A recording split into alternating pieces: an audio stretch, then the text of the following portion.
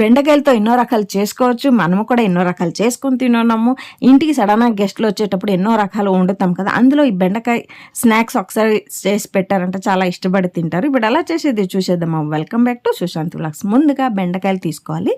బెండకాయలు తీసుకునేటప్పుడు నేత తీసుకుంటే, ఎక్కువ ముదర తీసుకుంటే ఉప్పు కారం పట్టదు. నేత అయితే ఉప్పు కారం పట్టి మనం చేసే రెసిపీ చాలా టేస్ట్గా ఉంటుంది. ఓకేనా. కట్ చేసేటప్పుడు లోన కొన్నిసార్లు పురుగులు ఉంటాయి, పుచ్చి ఉంటుంది, చూసుకొని కట్ చేసుకోండి. లేదంటే మళ్ళీ తినడానికి ఇబ్బంది ఉంటుంది.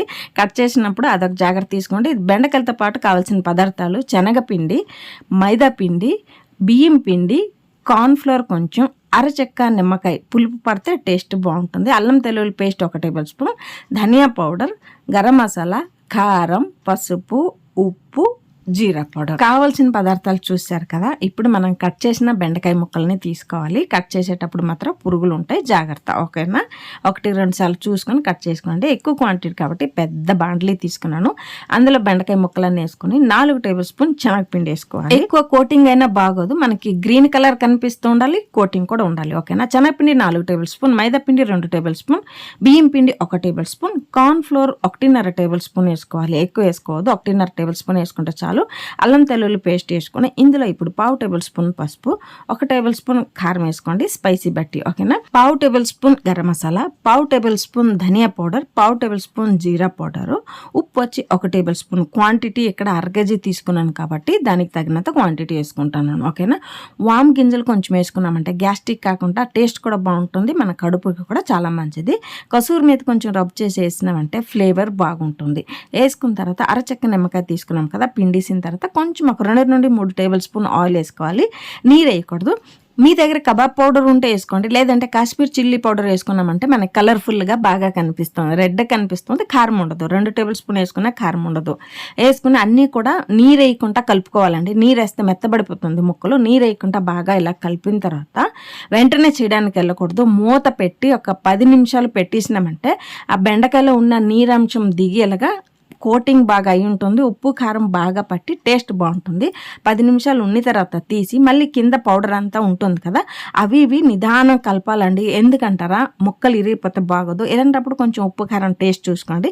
నేను ఇక్కడ ఆయిల్ హీట్ అవ్వడానికి పెట్టేసిందును. హీట్ అయిపోయింది. హై ఫ్లేమ్లో వేడైన తర్వాత మీడియం ఫ్లేమ్కి టర్న్ చేసుకొని బెండకాయ ముక్కలు, మన మసాలా ముక్కలు రెడీ చేసి పెట్టాం కదా, 1 బై 1 వేసుకోవాలి.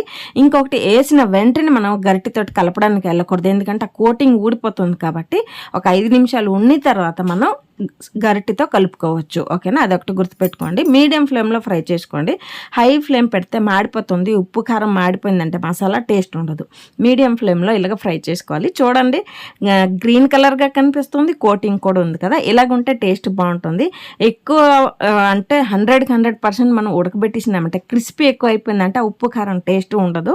80% ఉడకబెట్టినామంటే మనకి కొంచెం మెత్తదనం ఉంటుంది, ఉప్పు కారం టేస్ట్ బాగా తెలుస్తుంది. మాడగొట్టకూడదు ఎప్పుడు కూడా. ఓకేనా. ఇలా చేసుకుని పిల్లలకి లంచ్ బాక్స్లు ఇవ్వండి, చాలా ఇష్టపడి తింటారు. మీరు ఈవినింగ్ స్నాక్స్ లాగా తినొచ్చు. ఇంట్లో గెస్ట్లు వచ్చేటప్పుడు సైడ్ డిష్ లా ఇలా కూడా చేసుకుని ఇచ్చినారంటే చాలా ఇష్టపడి తింటారు. చాలా టేస్ట్ కూడా ఉంటుంది. సింపుల్ అండి, ఎక్కువ టైం కూడా తీసుకోవద్దు.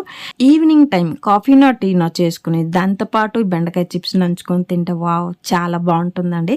దీనిపైన కొంచెం కరివేపాకు వేసుకొని, మొన్న నేను క్యారెట్ 65 చేసి వీడియో అప్లోడ్ చేశాను, చాలా బాగా కుదిరింది. అప్పుడు ఈ వేరుశనగ పప్పు ఉంటుంది కదా, ఫ్రై చేసి దంచి కచ్చబిచ్చ దంచింది, అప్పుడు వేసాను, మిగిలిపోయింది, ఈరోజు వాడుతున్నాను. మనం క్యారెట్తో హల్వా చేసాము, క్యారెట్ పాయసం చేసాము, క్యారెట్ కేక్ కూడా చేసాము. కేక్ చాలా బాగా కుదిరిందండి. టేస్ట్ మాత్రం అద్భుతంగా ఉంది. మీరు చూడలేదంటే ఒకసారి చెక్అవుట్ చేయండి.